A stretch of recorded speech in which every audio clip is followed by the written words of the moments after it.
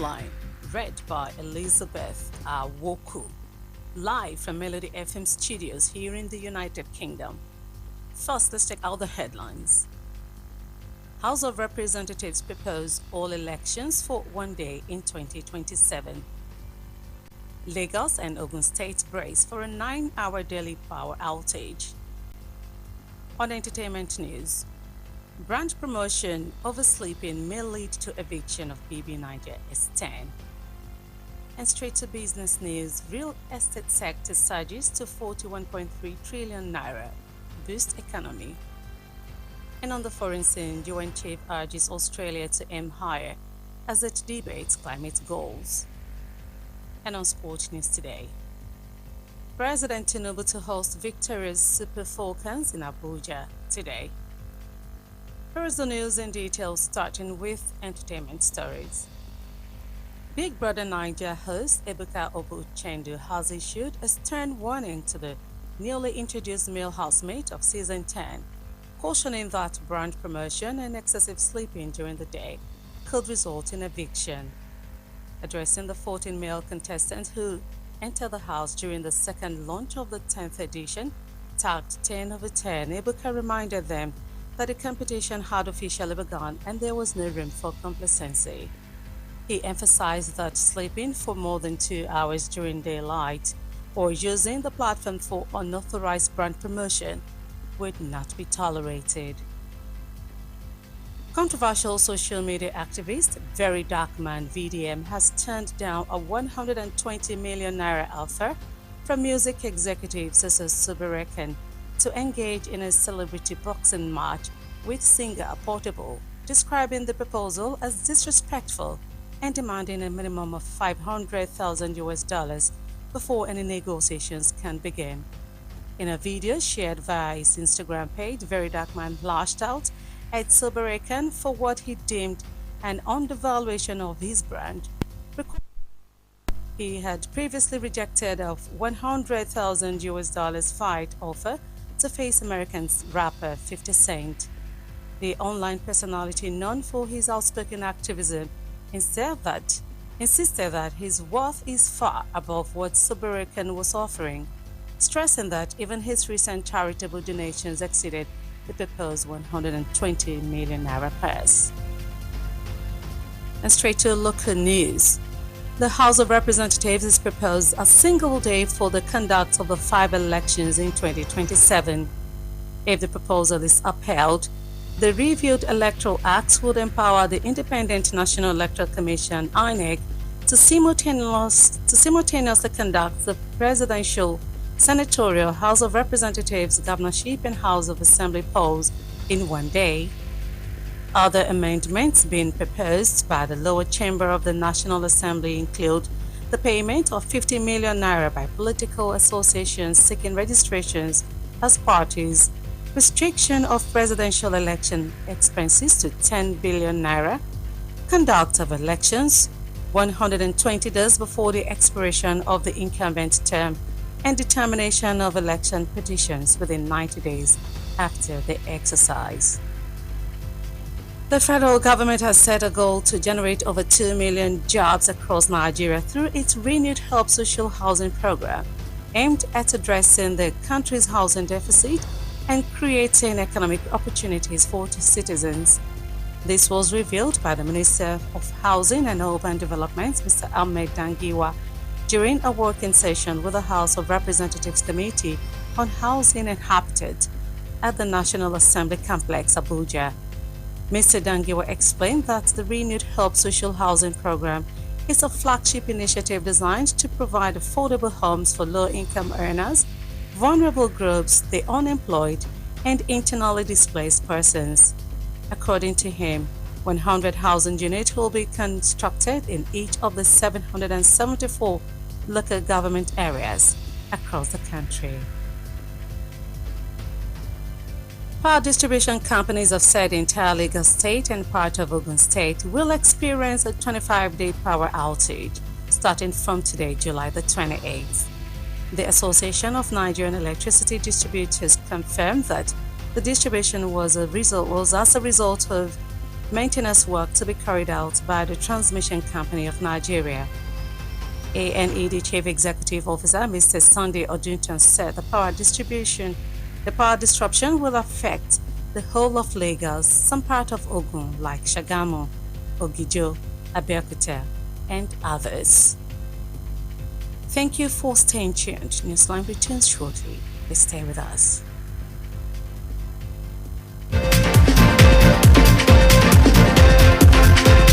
Melody FM 100.7. Doing business without advertising is like winking at a girl in the dark. Do not be like a potential bachelor who is busy cutting an eye for a beautiful lady in a very dark room. Give your business the much needed publicity it deserves. Come do business with us by advertising your goods and services on Melody 100.7 FM Ibadan, and let's use our platform to uplift your own. Advertise with us by contacting our marketing department at number 2 MB Makpaderu Street, Boderasimi, Basharun, Ibadan, Oyo State, Nigeria. Telephone 0915-500-107. That is 0915-500-1007. You can also follow us on all our social media platforms at Melody 107 FM. At Melody FM Ibadan, we help make your business to blow. Yaga yaga. Melody FM, your real home of entertainment. Stay cool. Stay cool. Yes, Melody. Melody 100.7 FM.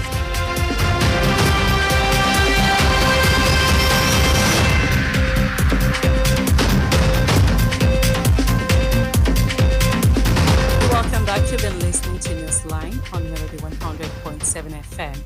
Many thanks for staying with us. And straight to business stories.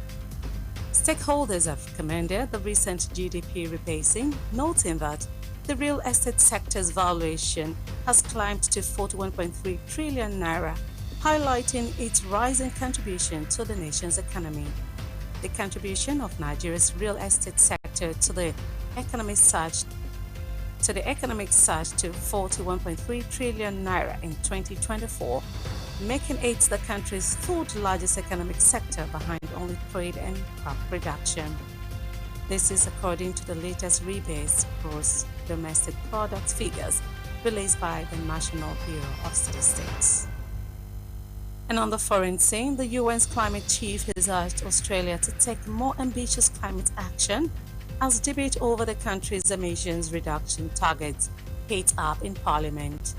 Australia has pledged to reduce emissions by 43% by 2030, but remains one of the world's biggest polluters per capita and faces criticism for continuing to rely on fossil fuels.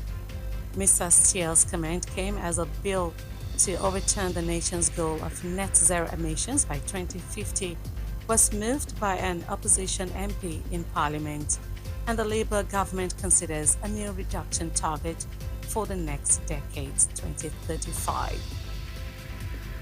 Finally, on Sport News today.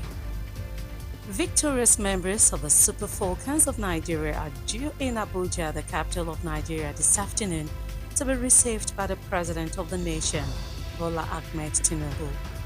The victorious contingent is scheduled to touch down at the Nnamdi Azikiwe International Airport by noon today, less than 2 days after winning the 10th Women Africa Cup of Nations in Morocco, and the Nigeria Football Federation is making arrangements to have the team move to the presidential villa in an open-roof bus along populated districts with the iconic trophy in view for onlookers. The Super Falcons accomplished a record-extending 10th Women African title triumph last Saturday night with a come-from-behind 3-2 defeat of host Morocco at Rabat State Olympic. Before we end Newsline this afternoon, here is a recap of our highlights. House of Representatives proposes all elections for one day in 2027. Lagos and Ogun State brace for a 9-hour daily power outage. Brand promotion oversleeping may lead to eviction of BB90 S10. Real estate sector surges to 41.3 trillion naira. Boost economy. And on the foreign scene, UN chief urges Australia to aim higher as it debates climate goals. Finally, we told you on Sport News that President Tinubu hails victorious Super Falcons in Abuja today. And we've come to the end of Newsline on Melody 100.7 FM.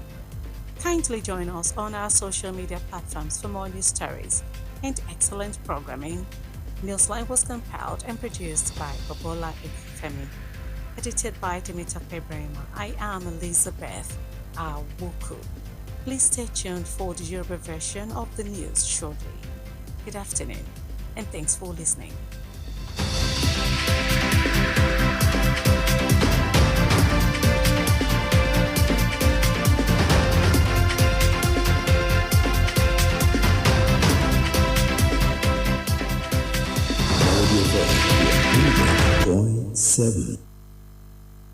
Melody FM Bashoron Ìbàdàn ó kọjá bẹ́ẹ̀. Ìròyìn ní ìkànnì Melody 100.7 FM Ìbàdàn.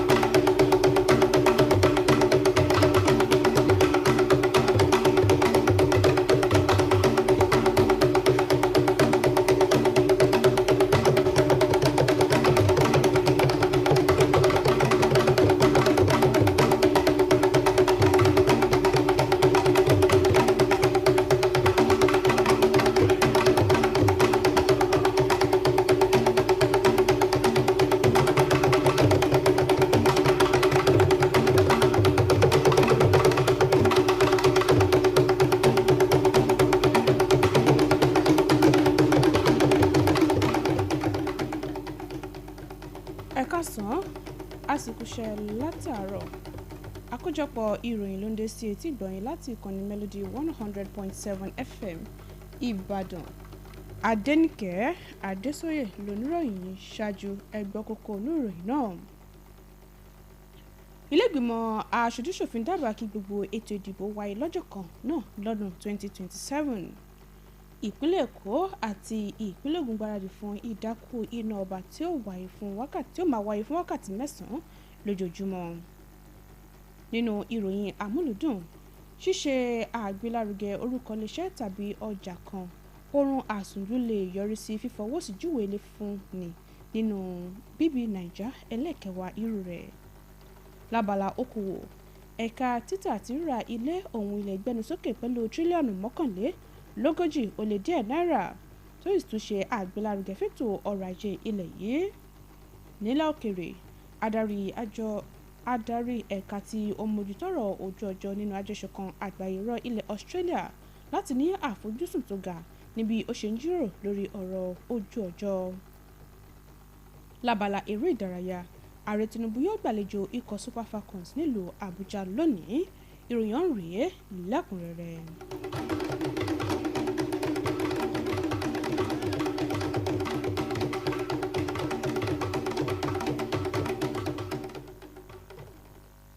Nínú ìròyìn àmúlùdùn, atọ́kùn fún ètò Big Brother Naija Ebuka Obi Uchendu ti fi ìkìlọ̀ tó lágbára léde fáwọn tí ó kópa nínú ẹlẹ́kẹ̀wá ètò náà pé wọn ò gbọ́dọ̀ ṣe àgbélárugẹ orúkọ iléeṣẹ́ kankan tàbí ọjà kan tí wọn ò sì gbọ́dọ̀ sùn kọjá bí ó ṣe yẹ.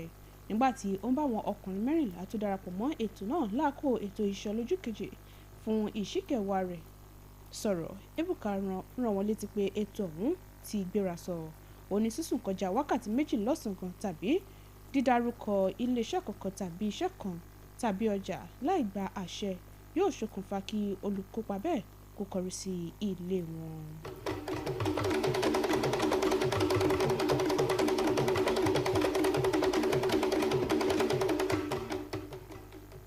Ẹ̀wẹ̀, gbajúgbajà kan lórí ìtàkùn ayélujára Very Dark Man ti kọ $100 mílíọ̀nù tí agbórinjáde Soberekun fi lọ̀ pé kí ó fìjà pẹ́ta ní gbangba pẹ̀lú olórin takasúfèé Portable tí ó sì ṣàpèjúwe ọ̀rọ̀ ọ̀hún gẹ́gẹ́ bí èyí tí ó tàbùkù rẹ̀.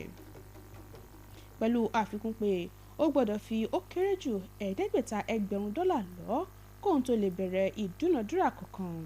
Nínú fọ́nrán tí ó fi léde lórí ìtàkùn Instagram rẹ̀, VDM gbójú agan sí agbórinjáde ọ̀hún fún bí ó ṣe fojú tẹ́ńbẹ́lú rẹ̀ tó sì ní òun ti fìgbà kan rí kọ $100,000 tí wọ́n fi lọ́ láti kojú olórin tàkasúfèé nílẹ̀ Amẹ́ríkà ní 50 Cent.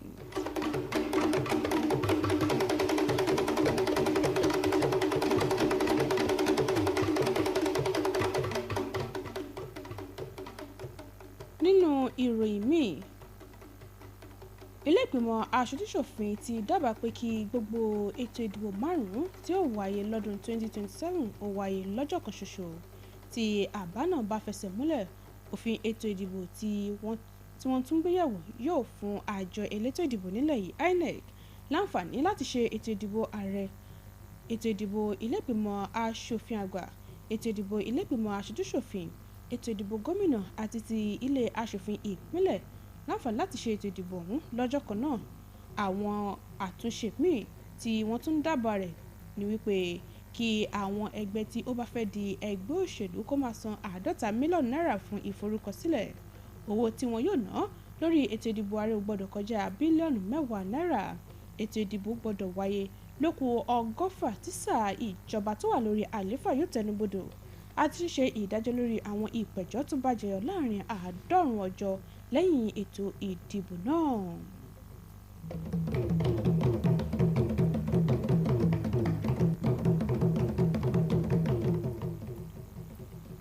Ìjọba àpapọ̀ ti ṣetán láti dá iṣẹ́ tí ó lé ní mílíọ̀nù 2 sílẹ̀ káàkiri orílẹ̀-èdè yìí nípasẹ̀ ètò ilégbèé ìrètí ọ̀tun èyí tí ó wà láti yanjú ìṣòro ilégbèé lórílẹ̀-èdè Nàìjíríà àti láti pèsè àǹfààní ọrọ̀ ajé fáwọn aráàlú.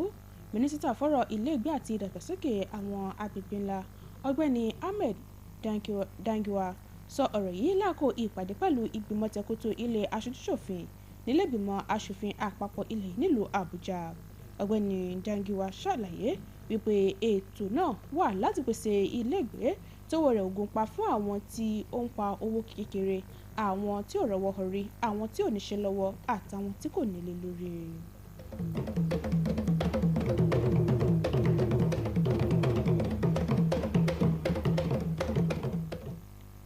Nínú ìròyìn míì, àwọn iléeṣẹ́ àpinnu ti sọ wípé ìpínlẹ̀ Èkó àti Ògùn yóò wà nínú òkùnkùn fún ọjọ́ 25 bẹ̀rẹ̀ láti òní ọjọ́ 28 oṣù keje. Ẹgbẹ́ àwọn iléeṣẹ́ àpinnu nílẹ̀ yìí INEC ti fìdí ẹ̀ múlẹ̀ pé àtúnṣe tí iléeṣẹ́ tí ó mójútó pínpín iná lórílẹ̀‐èdè yìí TCN fẹ́ ṣe ni yóò ṣokùnfà ìdákù iná mọ̀nàmọ́ná ọ̀hún. Adarí ẹgbẹ́ àwọn iléeṣẹ́ àpinnu náà Ọ̀gbẹ́ni Sunday Ọdúntàn sọ pé ìdákù iná ọba náà yóò wáyé ní gbogbo ìpínlẹ̀ Èkó àtàwọn apá ibìkan nípínlẹ̀ Ògùn bíi Ṣàgámù, Ògìjó, Abẹ́òkúta àtàwọn ibòmíì. Àkójọpọ̀ ìròyìn lẹ́ ń gbọ́ lọ́wọ́ láti ìkànnì Melody 100.7 FM Ìbàdàn. Ìròyìn tẹ̀síwájú láìpẹ́.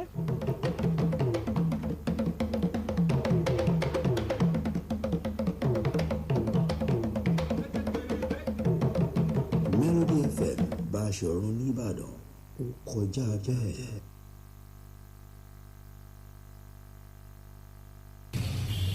Níbo lò ń lọ?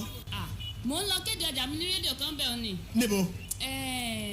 Má wulẹ̀ dákọ, má sunwó náà. Ibi táyé kọjú sí ni ó kọjú sí. Polówó ọjà rẹ ní Melody 100.7 FM. Àtàjèrè ló sì máa ta. Polówó ọjà ní Melody. Sanwó polówó ọjà sí Melody. Jẹ́ kí wọ́n lò ní Melody. Tọ́jà ló sì máa ta ní wàrà wàrà. Ẹ kàn sí ẹ̀ka ìpolówó ọjà wa níléeṣẹ́ wa tó wà ní ojúlé kejì MB Mápàdérun Bódè Wáàsìmí Báṣọ̀run Ìbàdàn. Ẹ sì lè pè wá sórí ẹ̀rọ ìbáraẹnisọ̀rọ̀ 0915 500 107 lẹ́ẹ̀kan sí 0915 500 107. Bákan náà lẹ́tún lè kàn sí wa lórí àwọn ìtàkùn ayélujára wa at Melody 107 FM. Àtàjèrè fún gbogbo ẹni tó bá polówó ọjà ní Melody 100.7 FM. Melody FM Báṣọ̀run nìbàdàn ó kọjá bẹ́ẹ̀.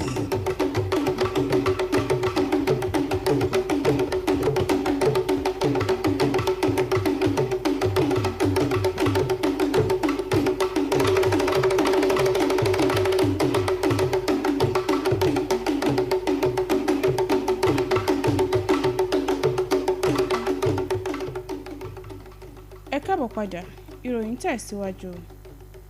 Àwọn tọ́rọ̀ kàn ti gbóríyìn fún àkọsílẹ̀ owó tí wọ́n pa wọlé ní ẹ̀ka títà àti rírà ilé òun ilẹ̀ níbi ẹ̀ka ọ̀hún ṣe gbẹnu sókè pẹ̀lú tírílíọ̀nù 41 náírà tí ó sì tọ́ka sí ipa tí ipa tó kó nínú ètò ọrọ̀ ajé ilẹ̀ yìí. Èyí jẹyọ nínú àkọsílẹ̀ tí àjọ tó ń rí sí òǹkà lórílẹ̀‐èdè yìí NBS léde, tó sì ní ẹ̀ka náà ti ṣe àtìlẹ́yìn lọ́pọ̀lọpọ̀ fún ètò ọrọ̀ ajé orílẹ̀‐èdè Nàìjíríà lẹ́nu lọ́lọ́ yìí.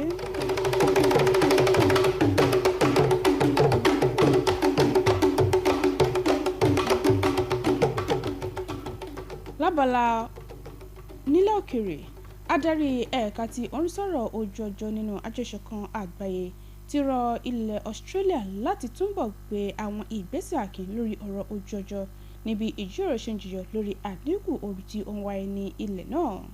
Ilẹ̀ Australia ti jẹ́jẹ́ láti mọ àdínkù bá ooru náà pẹ̀lú ìdá 43 títí ọdún 2030. Ọ̀gbẹ́ni Steele sọ̀rọ̀ yìí lẹ́yìn tí àbá kan jẹyọ lórí àfojúsùn láti fòpin sí ooru náà pátápátá títí ọdún 2050 nílẹ̀ Australia.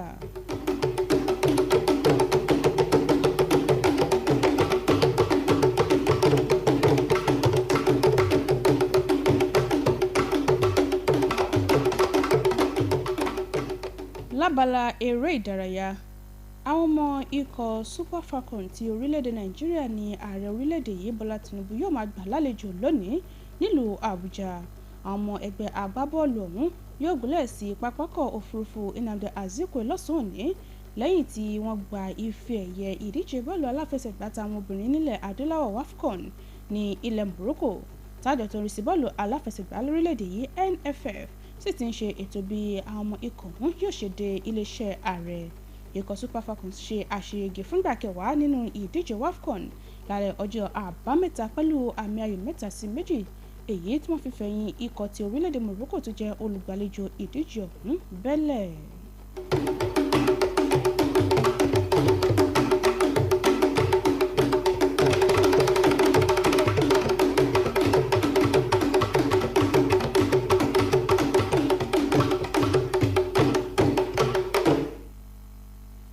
Tó mú ìròyìn wá sópin ẹgbọ́n àkókò tá a mẹ́nubà lẹ́ẹ̀kan sí i. Ilé ìgbìmọ̀ aṣojú-ṣòfin dábàá kí gbogbo ètò ìdìbò wáyé lọ́jọ́ kan náà lọ́dún 2027. Ìpínlẹ̀ Èkó àti ìpínlẹ̀ Ògùn gbáradì fún ìdákò iná ọba èyí tí ó wáyé nípínlẹ̀ wọn. Nínú ìròyìn àmúlùdùn, ṣíṣe àgbélárugẹ orúkọ iléeṣẹ́ tàbí ọjà kan oorun àsùnjù lè yọrí sí fífọwọ́sí júwe ilé fúnni nínú Big Brother Naija ẹlẹ́ẹ̀kẹwàá irú rẹ̀ tí ó ń lọ lọ́wọ́. Lábala okòwò, àfitónilétí pé ẹ̀ka títà àti rírà ilé òun ilẹ̀ gbẹnu sókè pẹ̀lú tírílíọ̀nù 41 náírà tí yóò sì ti ṣe àgbélárugẹ fẹ́tò ọrọ̀ ajé ilẹ̀ yìí. Nílẹ̀ òkèrè, adarí ẹ̀ka tí ó ń sọ̀rọ̀ ojú ọjọ́ nínú àjọṣepọ̀ àgbáyé rọ ilẹ̀ Australia láti ní àfojúsùn tí ó ga níbi ó ṣe ń jíròrò lórí ọ̀rọ̀ ojú ọjọ́. Lábala eré ìdárayá, ààrẹ Tinubu yóò máa gba àlejò ikọ̀ Super Falcons nílùú Àbújá lónìí lẹ́yìn tí wọ́n gba ife ẹ̀yẹ nínú ìdíje bọ́ọ̀lù aláfẹsẹ̀gbá táwọn obìnrin nílẹ̀ adúláwọ̀. Tó èyí lópin àkójọpọ̀ ìròyìn wa fún tòní láti ìkànnì Melody 100.7 FM Ìbàdàn. Ẹ má gbàgbé pé ẹ láǹfààní láti darapọ̀ mọ́ wa lórí àwọn ìtàkùn ayélujára wa fún ọ̀kan-ò-jọ̀kan ètò àti ìròyìn síwájú sí i. Bọ́bọ́lá Egunfẹ́mi ló ṣe àkójọpọ̀ ìròyìn, Tèmítọ́pẹ́ Brema ló lóòtú ìròyìn, Adenike Adésóyè ló kà sétí gbẹ̀yìn. Mo kí yín, ẹ máa yáṣẹ́ o.